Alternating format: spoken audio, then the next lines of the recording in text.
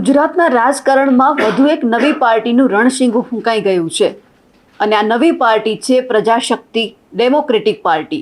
શંકરસિંહજી બાપુ નવી પાર્ટી પોતાની લઈને આવ્યા છે અને જ્યારે પાર્ટીની સ્થાપના કરી એ જ દિવસથી દારૂનો મુદ્દો અહીંયા ઉઠ્યો છે. આપણે ત્યાં એવી કહેવત છે કે ગુજરાતની અંદર દારૂબંધી છે, પરંતુ આપણે સૌ જાણીએ છીએ કે દારૂબંધી હોવા છતાં કેટલો અને કઈ રીતે દારૂ પીવાય છે. જ્યારે આ પાર્ટીની સ્થાપના થઈ એ જ દિવસથી દારૂનો મુદ્દો અહીંયા ઉઠ્યો છે. નમસ્કાર, નિર્ભય ન્યૂઝ સાથે હું છું રિદ્ધિ.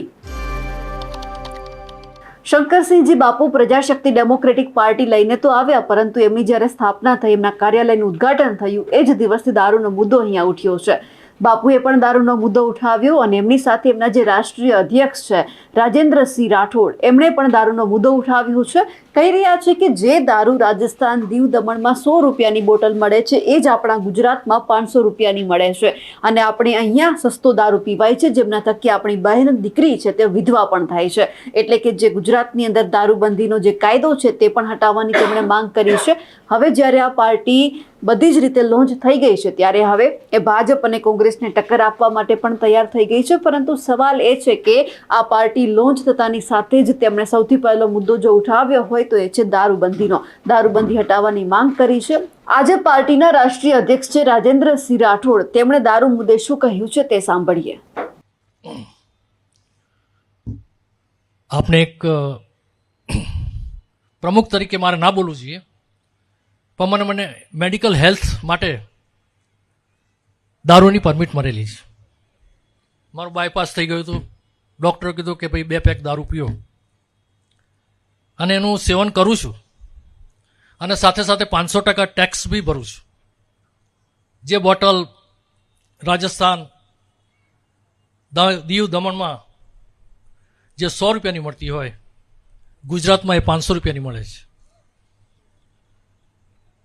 દારૂબંધીની પોલિસી હટાવવાની જરૂર છે.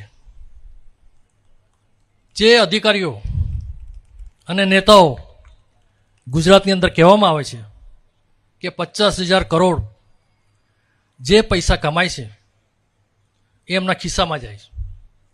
આ 50,000 કરોડને જો આપણે હેલ્થ અને એજ્યુકેશનમાં વાપરીએ તો પ્રજાનું ભલું થશે.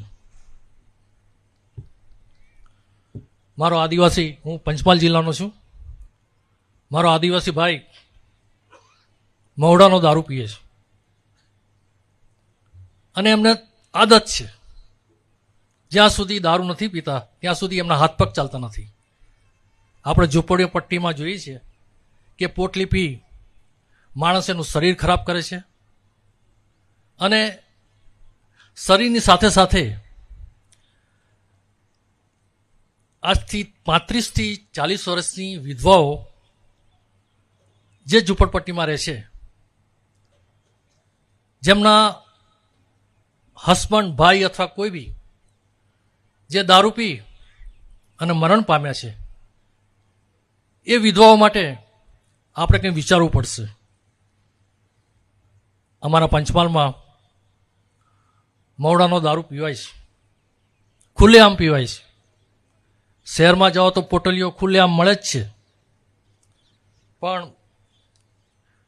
મારું એક એવું માનવું છે કે આપણે પર્યાવરણમાં મહુડાના ઝાડ ગામ લેવલે, રોડ સાઈડ, પડતર જમીનોમાં રોપી અને મહુડાનું સેવન કરીએ, જેથી આપણું કાર્બન ક્રેડિટ મળવાની છે ભવિષ્યમાં, એનો પણ પ્રોબ્લેમ સોલ્વ થાય. અમારા મહુડાના ફૂલ અમારા બળદને ગાયો પણ ખાય છે. એનું કારણ એ છે કે એ કાંઠા રહે. હવે જ્યારે રાજેન્દ્રસિંહ રાઠોડે દારૂબંધીનો જે મુદ્દો ઉઠાવ્યો છે તેમને શંકરસિંહજી બાપુએ પણ સમર્થન આપ્યું છે. શંકરસિંહજી બાપુ શું કહી રહ્યા છે દારૂ મુદ્દે તે સાંભળીએ. કોઈ ડર રાખવાની જરૂર નહીં, હિંમત રાખો, લીડર બનો અને લીડર પણ બનો. કોઈના બાપની સાડાબારી વગર. એવા મોરારજીભાઈનું બહુ મોટું યોગદાન કમસે કમ મારા પોતાના જીવનમાં ક્યારેક એકાદ શબ્દો એવા ક્લિક થઈ જતા હોય છે. એમને કીધેલું કે જાહેર જીવનમાં ડબલ સ્ટાન્ડર્ડ નહીં જીવવું જોઈએ. અહીં જુદા, બીજે જુદા, ત્રીજે જુદા. અને એમાંથી જે મને ફિટ થયું એ ડૉક્ટર રાઠોડ સાહેબે જે કીધું કે ડાક્ટરની સલાહ પ્રમાણે એકાદ પેગ લેતા હોય છે. હવે દરબારોમાં તો આ રૂટીન હોય પીવું, કોઈ મરી ગયું તો એ લગન કે હા ના ગમત જેવું પીવો હોય એમ. પણ ડબલ સ્ટેન્ડર્ડ તમે જાહેરમાં એમ કહો કે નથી પીતો ને ક્યાંક પીતા હોય તો અહીં કે અમેરિકા બીજે કે ત્રીજે બિયર પણ નહીં. આપણે અવારનવાર દારૂ મુદ્દે વાતચીત કરતા હોઈએ છીએ, દારૂનો મુદ્દો ઉઠાવતા હોઈએ છીએ. તેમ છતાં આપણને ખબર છે કે આપણા ગુજરાતમાં દારૂબંધી છે, તેમ છતાં ગુજરાતની અંદર ખુલ્લેઆમ દારૂ પીવાય છે, ખુલ્લેઆમ દારૂ પીવાય છે. હવે જ્યારે 31st નજીકમાં છે ત્યારે પોલીસે પણ આવી જ રીતે કોમ્બિંગ શરૂ કરી દીધું છે કે જ્યાંથી પણ દારૂ આવે છે તેમને પકડી પાડવાનો. તેમ છતાં ગુજરાતની અંદર દારૂ ઘુસેડવામાં આવે છે. એટલે ક્યાંક હવે આ પાર્ટી એવું પણ નવો કાયદો ક્યાંક બનાવવાની માંગ કરશે કે હવે જે ગુજરાતમાં આપણે દારૂબંધીનું જે નિયમ છે તેમને ક્યાંક ખુલ્લેઆમ ધજાગરા જે લોકો કરી રહ્યા છે તેમના માટે ખુલ્લો મૂકવામાં આવે. કારણ કે જે રીતે આપણે હંમેશા એવું કહીએ છીએ કે ગુજરાતમાં દારૂબંધી છે તેમ છતાં દારૂ પીવાય છે.